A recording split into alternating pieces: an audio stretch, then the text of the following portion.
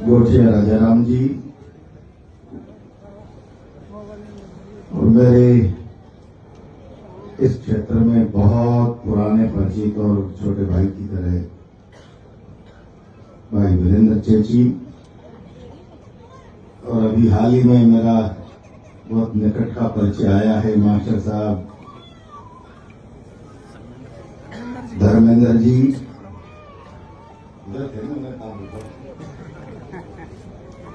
मंचस्थ सभी महानुभाव बैठ जाइए, खड़े न रहे और थोड़ा पानी वानी बंद करा दीजिए।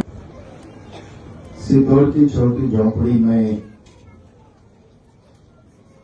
धार्मिक आयोजन में उपस्थित आसपास के गांवों से आए हुए महानुभाव, मेरी माताएं और बहनें, पिछले एक सप्ताह से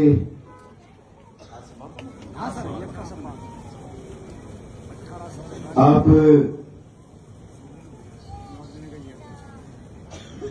श्रीमान रमाकांत जी शास्त्री के श्रीमुख से संसार सार श्रीमद् भागवत का श्रवण कर रहे हैं और साथ ही पंचकुंडीय यज्ञ उस धार्मिक आयोजन का भी आनंद ले रहे हैं। मैं इस शानदार आयोजन के लिए आप सबको बधाई देता हूं, शुभकामनाएं देता हूं।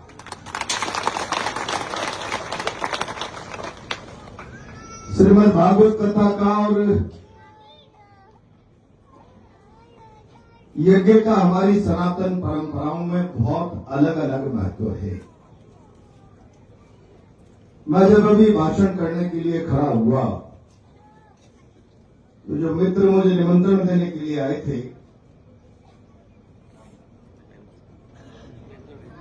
महेंद्र डोई, बैठ जाओ, ये मुझसे कह रहे थे बहुत दिनों बाद में आए हो और जब आए थे सार्वजनिक सभाओं में तब लोगों को जोश दिलाने के लिए, लोगों को गुस्सा दिलाने के लिए, लोगों को जगाने के लिए आए थे। आज भी कुछ ऐसी जोश की बात करना मैं बहुत जिम्मेदारी के साथ कहना चाहता हूं। आप सब लोग पिछले एक सप्ताह से 7 दिन से 8 दिन से इस धर्म के कार्यक्रम में बहुत तल्लीनता के साथ, तन्मयता के साथ जुड़े हुए हो और मैं इस कार्यक्रम के मंच से खड़ा होकर कह रहा हूं कि मैं घूमा था एक लड़ाई में राजस्थान को जगाने के लिए, राजस्थान के मन को जगाने के लिए, लेकिन इसके 20 साल बाद, 15 साल बाद मैं जिम्मेदारी से कह रहा हूं, कोई कितना ही जगाए, जिसके मन का धर्म मरा हुआ है उसे भगवान के अलावा कोई दूसरा व्यक्ति नहीं जगा सकता। जागता वो है जिसके जीवन में धर्म हो, जागता वो है जिसके आचार विचार संस्कारों में धर्म हो। और इसीलिए आज की इस अवसर पर कहना चाहता हूं, ये परंपराएं जो समाज में स्थापित की है, मैंने कल भी कहा था करौली जिले के सुरत के आगे जटवाड़ा के गांव, इन परंपराओं का बहुत बड़ा महत्व है, बहुत बड़ा महत्व। ये परंपराएं यूं स्थापित नहीं हुई। जब भागवत कथाएं होती है, राम कथाएं होती है, धार्मिक कार्यक्रम होता है, तो इंसान को धर्म के रास्ते पर चलकर, ईश्वर के रास्ते पर चलकर अपने आप को इंसान बनने का मौका देता है। धर्म का रास्ता बहुत कठिन रास्ता है। और इसलिए हमारे यहां कहा गया है कि धर्म के रास्ते पर चलो, चुनौतियां आएंगी, धर्म के रास्ते पर चलो, परेशानी आएंगी, कठिनाई आएंगी। और ऐसे अनोखा उदाहरण है कि धर्म के रास्ते पर चलने वाले लोगों को अपने जीवन का बलिदान भी करना पड़ा। और ऐसे भी उदाहरण, धर्म के रास्ते पर चलते चलते राजा हरिश्चंद्र जैसे व्यक्ति को डोम के घर पर तमसान में नौकरी करनी पड़ी। यह सब उदाहरण इसलिए कि राजा हरिश्चंद्र ने धर्म नहीं छोड़ा,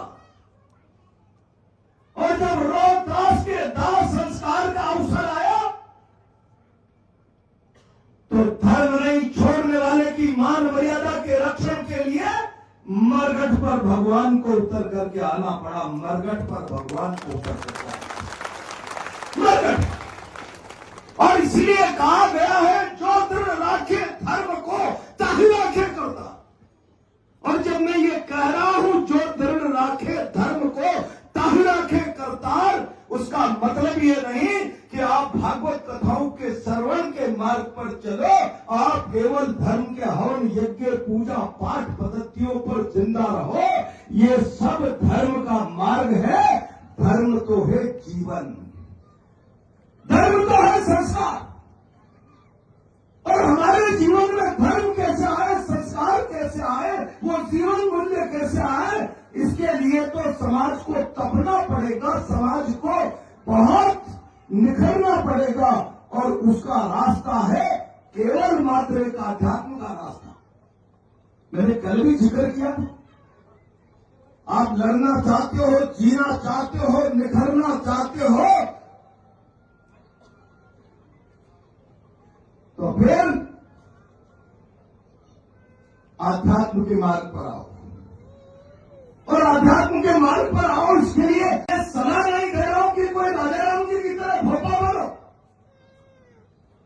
आध्यात्म का मार्ग जीवन में शुद्धि का मार्ग है, वैचारिक क्रांति लाने का मार्ग है। जब आदमी आध्यात्म के रास्ते पर आता है, ईश्वर से, धर्म से उसका साक्षात्कार होता है। तो मैं हमेशा कभी भागवत कथाओं, राम कथाओं में जाता हूँ तो ये बात सब जगह कहने का प्रयास करता हूँ। ये मेरी माताएं बैठी हुई है, अभी तो मुझे ऐसा लगता है इस भारत राष्ट्र में अगर कहीं धर्म जिंदा है तो मेरी माताओं बहनों के आचरण से, इनकी उपस्थिति से नजर आता है कि धर्म जिंदा है। लेकिन मैं यहाँ उपस्थित लोगों से कहना चाहता हूँ, अगर 7 दिन में कोई अवसर आया होगा रमाकांत जी शास्त्री के श्री मुख से भगवत कथाएं सुनते सुनते, नाना प्रकार की कथाएं आई होंगी भगवत जीवन की, तब कभी हृदय आपका निर्मल हो गया हो, मन से, आंखों से अश्रु धारा बह गई हो, तब आप समझ लेना कि कथा में आने का आपका मतलब निकलने लगा। और जब आंखों में आंसू आता है तो ठीक उसी प्रकार का दृश्य बन जाता है जब आषाढ़ के पहले जून की धरती तपती है और खेड़ली और आसपास पिपलाई के लोग आसमान की तरफ झांकते हैं, हे प्रभु अब तो कृपा कर दे, इस धरती की कोख हरी कर दे, शस्य श्यामला कर दे। आसमान बरसता है, धरती की कोख हरी भरी होती है, उर्वरा बन जाती है, शस्य श्यामला बन जाती है। जब हम भगवत कथाओं में जाते हैं, भगवत जीवन के स्मरण सुनते हैं, आध्यात्म से स्पर्श करते हैं, और अगर कभी राजा दशरथ राम के वियोग में जा रहे हैं, सुदामा के पैरों को भगवान त्रिलोकी के नाथ धो रहे हैं, और कोई प्रसंग मन को निर्मल करके अश्रु धारा ला दे, तो समझ लो आत्मा रूपी धरती की सिंचाई हो गई। और उसमें निर्मल मन में जिस तरीके से आषाढ़ की धरती में हरियाली पैदा होती है, उच्च विचारों की फसल पैदा होना शुरू हो गया। और जिस रोज आपके मन में निर्मल मन की अश्रु धारा से सिंचाई हो गई, आध्यात्म के स्पर्श से विचारों की फसल पैदा हो गई, आप सदकर्मों के रास्ते पर बढ़ोगे, आपका आत्मबल बढ़ेगा। और फिर प्रहलाद गुंजन को भाषण करने की जरूरत नहीं, जिसके पास आत्मा का बल है वो चट्टान से भी टकरा सकता है, चट्टान से भी। और इसलिए मैं कहता हूं, आज जो समाज में गिरावट आ रही है। समाज की नौजवान पीढ़ी का आध्यात्म से साक्षात्कार समाप्त हो रहा है, साहित्य से साक्षात्कार समाप्त हो रहा है। समाज को इंस्पायर करने वाली, समाज को प्रेरित करने वाली पुस्तकों से नौजवान का साक्षात्कार समाप्त हो रहा है। उसका साक्षात्कार तो हाथ में डिग्री, सामने नौकरी, पैसा और परिवार से हो रहा है। इसके चलते हुए उसकी कमजोरियों से उसका आत्मबल समाप्त हो गया। उसकी लोभ, लालच, मोह, प्रेम, छल, छिद्र, प्रेम, इसकी भूख ने उसके आत्मबल को हवन की तरह स्वाहा कर दिया। और जिस नौजवान पीढ़ी का आत्मबल स्वाहा हो गया, वो नौजवान उम्र से नौजवान हो सकता है, विचार से नौजवान नहीं हो सकता। और इसलिए मैं कहता हूं, विचार से जो जवान है वो 100 साल का भी जवान है, अगर शारीरिक सामर्थ्य साथ दे रहा है तो। और ये जवानी कहीं और से नहीं आएगी, ये आध्यात्म के साक्षात्कार से आएगी, आध्यात्म का। और इसलिए भगवत कथाओं का महत्व है, यज्ञ का महत्व है। मैं इस अवसर पर कोई आपको उपदेश और ज्ञान देने के लिए नहीं आया हूं। हमारी संस्कृति में इतने विद्वान आध्यात्म के वैज्ञानिक हुए हैं जिन्होंने ये कार्यक्रमों को माइलस्टोन के रूप में स्थापित किया है। समाज में यज्ञ होंगे, मैं कहीं देख रहा था, यज्ञ का मतलब, यज्ञ के मंत्रों की ध्वनि से ब्रह्मांड के वातावरण शुद्ध होते हैं।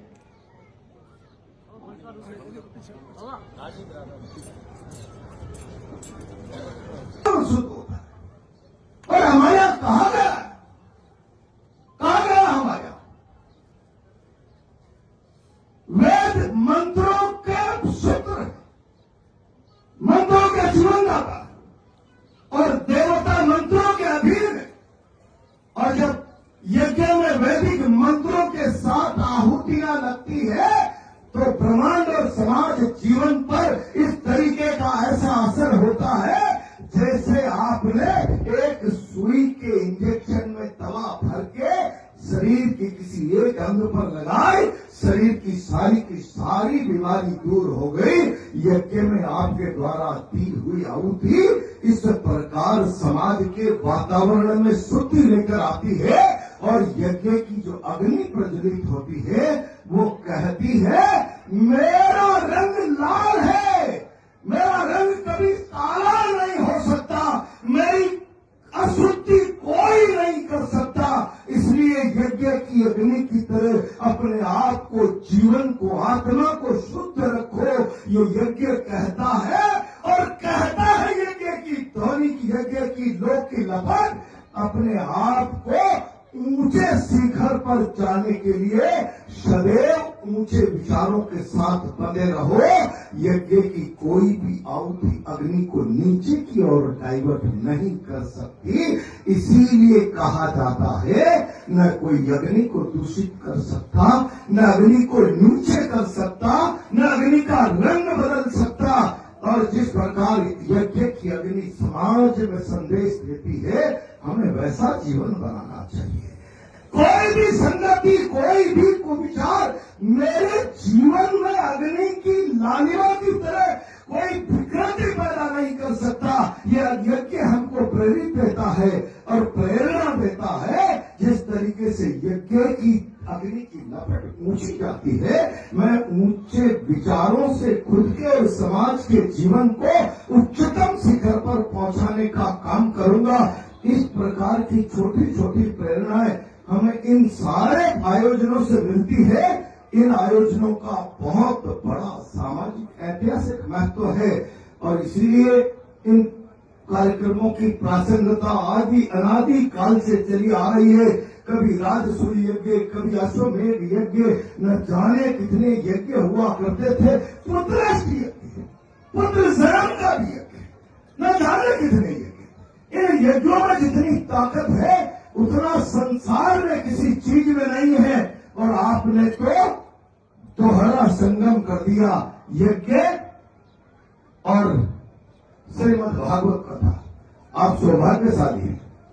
रामायण जी में गोस्वामी तुलसीदास जी ने कहा है, संत समागम हरि कथा तुलसी दुर्लभ दोय, सुत दारा और लक्ष्मी पापी के भी होय। सुंदर पत्नी, अच्छा पुत्र और अच्छा पैसा पापी के घर भी मिल सकता है, लेकिन संत समागम हरि कथा, संतों का समागम और भगवान का जीवन चरित्र सुनने का अवसर ये हर किसी को नसीब नहीं होता। आप नसीब वाले हैं जिन्हें 7 दिन से भगवत जीवन चरित्र का श्रवण करने का शुभ अवसर मिल रहा है। ईश्वरीय शास्त्रीय परंपराओं में यज्ञ का हिस्सा बनने का अवसर मिल रहा है, और इससे रात गई और बात गई। इतना अर्थ मत निकालना। कथा बहुत अच्छी हुई थी, यज्ञ बहुत अच्छा हुआ था। उस कथा से, उस यज्ञ से मैंने मेरे जीवन में क्या सार निकाला है, मेरे जीवन में मैंने क्या पाया है, बस इतना सा प्रयास कर लीजिए। इतना प्रयास आपने कर लिया, मैं विश्वास के साथ कह सकता हूं, ये जीवन समाज का बदल जाएगा, समाज का जीवन बदल जाएगा। ये यज्ञ, ये कथाएं जो हमको प्रेरणा देती है, मन को, विचार को शुद्ध करती है। मन विचार शुद्ध होने से कर्म की शक्ति बढ़ती है, और हम सब मिलकर इतना कर्मशील बने कि कर्मण्यवाधिकारस्तु मा फलेषु कदाचन, कर्म करो फल की इच्छा मत करो। स्वयं भगवान ने कहा, वो कर्म सदकर्म उसके रास्ते पर हमें सुविचार निर्मल मन ही ले जा सकता है। उसका रास्ता इन आयोजनों और इन दरवाजों में से ही निकला करता है। हम इस प्रकार के आयोजनों की महत्ता समाज जीवन में हमेशा हमेशा बनी रहे, ताकि समाज बना रहे, समाज में विकृति पैदा न हो, समाज में गलत परंपराएं पैदा न हो, समाज सुदृढ़ बना रहे। और समाज सुदृढ़ बना रहे, इसके लिए हमको जीवन का होम भी करना पड़े, परेशानियां भी झेलनी पड़े तो झेलेंगे। और इसीलिए कहा गया है कि कितनी ही चुनौतियां आ जाए, धर्म का रास्ता जिसने नहीं छोड़ा, तो भगवान भी आखिर उसकी रक्षा के लिए आते हैं। चाहे प्रहलाद को लाल खंबे से जलाओ, चाहे होली की गोद में जलाओ, चाहे कहीं भी जलाओ, वो धर्म के रास्ते पर नहीं हटेगा। रास्ते से तो नरसिंह अवतार होगा। हरिश्चंद्र चाहे मरघट की नौकरी करे, चाहे बिक जाए महल, बिक जाए चौबारे, बिक जाए जीवन गिरवे रख जाए, धर्म पथ से नहीं मिटेगा, तो शमशान की भूमि पर नारायण को आना पड़ेगा। इसीलिए ये परंपराएं सुदृढ़ है। जो दृढ़ राखे धर्म को, ताहि राखे करतार। अपने जीवन में धर्म, और धर्म केवल पूजा प्रतिष्ठा नहीं, अच्छे विचार, अच्छे संस्कार, अच्छा जीवन, अन्याय को बर्दाश्त नहीं करने वाला जीवन, न्याय के रास्ते पर चलकर समाज को मजबूती देने वाला जीवन। अगर अन्याय है, अराजकता है, अव्यवस्था है, भ्रष्टाचार है, तो चट्टान की तरह सीना तानकर, अंगल की तरह पांव गाड़कर उसके खिलाफ चुनौती बनकर खड़ा होने वाला जीवन, वो जीवन है सत्य का जीवन। ऐसा जीवन आज की पीढ़ी भूल ही गई कि कुछ ऐसा भी जीवन बनाना चाहिए। उसका तो जीवन इतना छोटा हो गया। मैंने ग्रेजुएशन कर ली, माँ बाप ने बहुत पैसा लगा दिया, अब तो मुझे नौकरी लगे पैसा कमाने की मशीन बनना है, जल्द मेरी शादी भी होगी, मेरा परिवार का विस्तार भी होगा, ये सब भी होगा। लेकिन उसके सोच में परिवर्तन जब तक धर्म नहीं होगा तब तक नहीं होगा।